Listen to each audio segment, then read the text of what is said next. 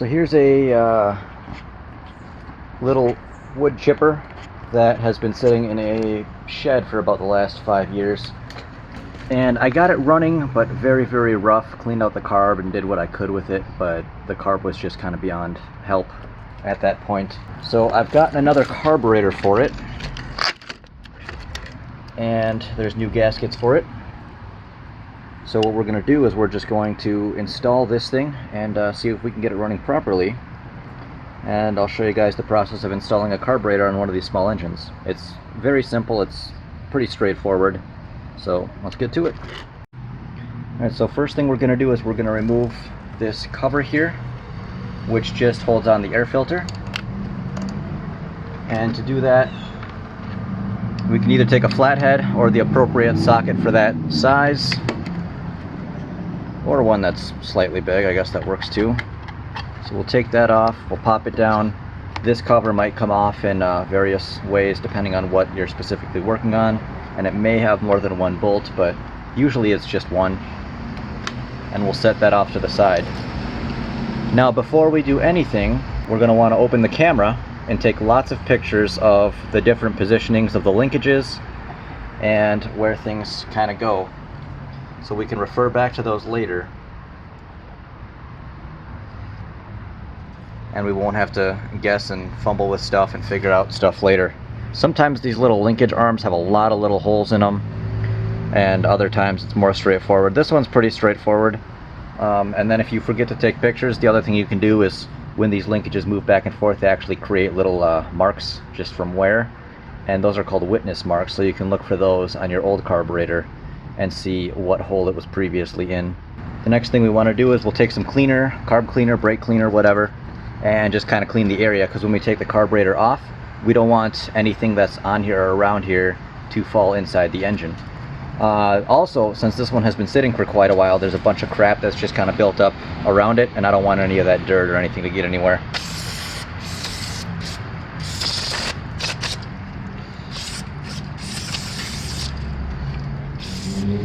For this, I'm not going to worry about cleaning it too much, just because we're going to be removing it and replacing it. I don't care too much about this carburetor. So now we're going to take off the rest of the air filter housing, which just happens to be 2 screws here and one more up there. So we can see there's one screw that was here and one screw that goes up there. And I'm just going to take that off quick. And there's usually like a PCV valve type deal. There's a hose that'll actually go into this air housing to route extra gases back in through the carburetor. So if this thing's easily removable, we can pull it out of the way or disconnect it.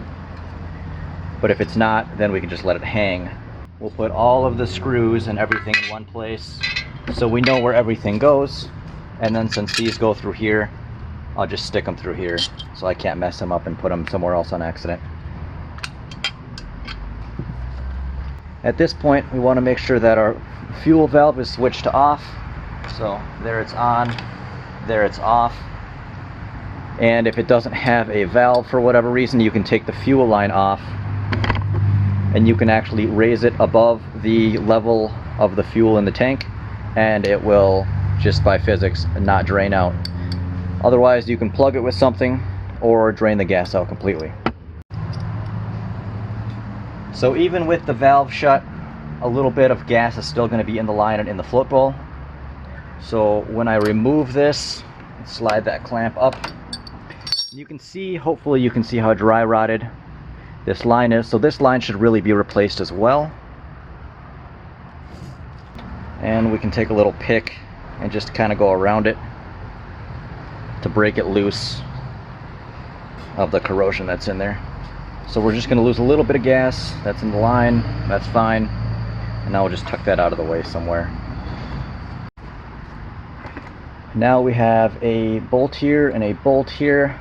These have a Torx head on them. Sometimes on older stuff they'll have a Phillips, or even older stuff they might even have a flathead, but they often have the hex option also for a regular socket. For these, I think they're T30s. So we're just gonna loosen those up put those somewhere where you're not going to lose them with the rest of your air filter housing.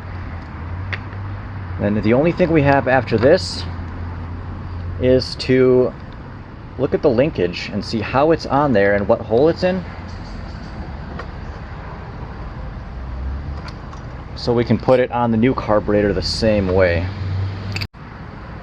This one also has a spacer that kind of offsets it away from the engine a little bit, so we're going to have to be mindful of that as well. So we'll see that once we remove the carburetor, we're able to just slide this straight out. So we have this tiny little spring that goes in here, and then a larger rod that goes in here. So we'll make sure to attach those the same way on the new one. A pair of pliers often helps with grabbing onto those little spring linkages. Once that's off, then I can simply just rotate this around and pull it right off that linkage.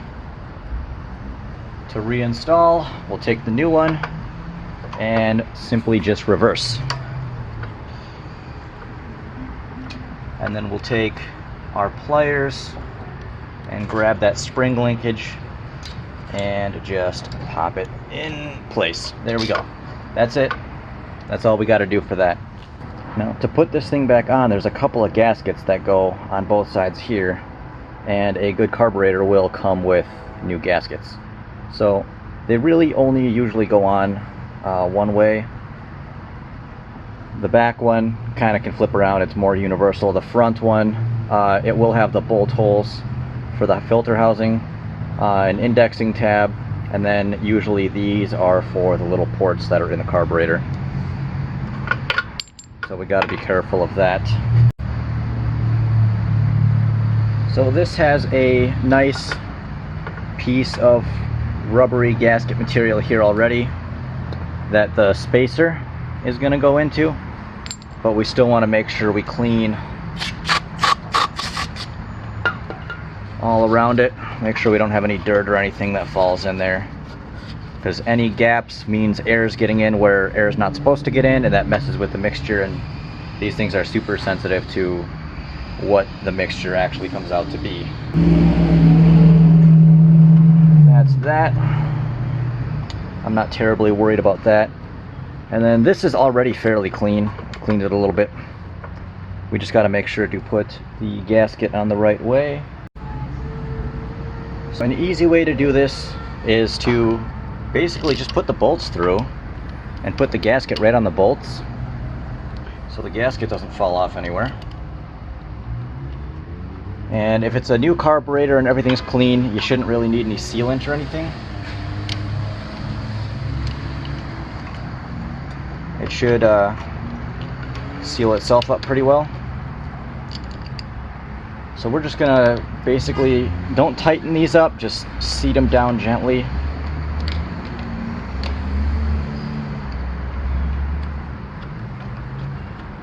Yep. And then we'll go back and forth and snug them a little bit more until we're happy with it. So that way it presses down evenly and doesn't get bunched up on one end or anything, and everything goes together smooth. So at this point we can actually put our fuel line back on. This one should be replaced, which I will probably be doing if I can get this thing running. So we'll put that clip back in place. And all we need to do now is put the air filter housing back together.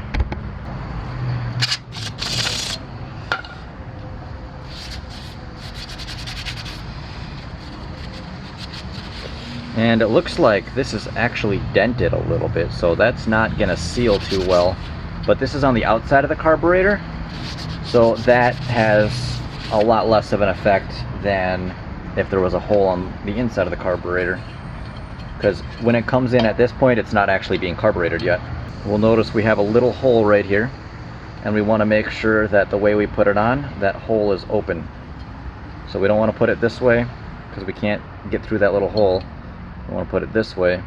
So we can pop this hose back in if we want to, or we can do it later. So just like before, we'll throw a bolt through there just to hold the gasket in place, and then we'll just start to gently do it by hand. Don't use power tools when reassembling carburetors, because if you strip it, which you can do very easily, it's very, very unhappy to fix that. Oftentimes, once it's stripped, it's just kind of done. I mean, you can drill it out a little bit and then put a nut and bolt on each side of it, but past that, if you strip it too much, it's just kind of need to replace it. So that's on. We'll just stick the air filter housing on, which literally just goes in the tabs, comes up, and then this bolt will go on, and then we're going to turn the gas on and wait a minute just so we can get some flow going down there. So we don't want to try pulling on it right away, wasting all of our energy before anything's even going to happen. So this is right after we put the carburetor on. I haven't even pulled the cord yet. I haven't done anything to it. Oftentimes, once you do get it going, you'll have to adjust the idle speed and maybe do a little bit of fine tuning here and there, but this one's pretty straightforward. There's really only the adjustment for the idle speed, nothing else on here. So now that the gas has been on a little bit, we're going to put it on choke and just put it to run, and we'll pull the cord a few times and just see if anything happens.